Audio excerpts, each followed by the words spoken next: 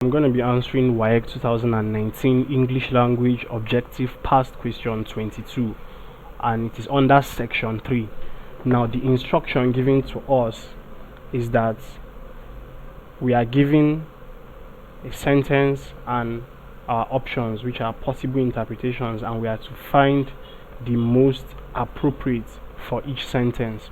Now the sentence is: street traders often try to palm their customer off with faulty goods.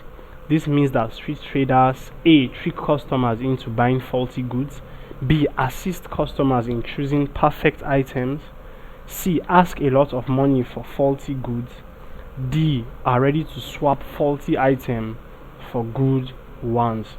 So what we are looking at here is to palm customers off, or to palm people off. And to palm off, the expression to palm off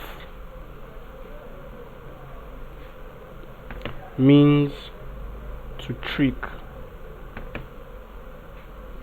To trick is what to palm off means. Can also say to trick or to deceive. So to palm off means to trick. And option A basically says trick customer into buying faulty goods. So our correct answer is option A, which is trick customer into buying faulty goods. Now, street traders often try to palm their customer off with faulty goods. This means that street traders trick customers into buying faulty goods.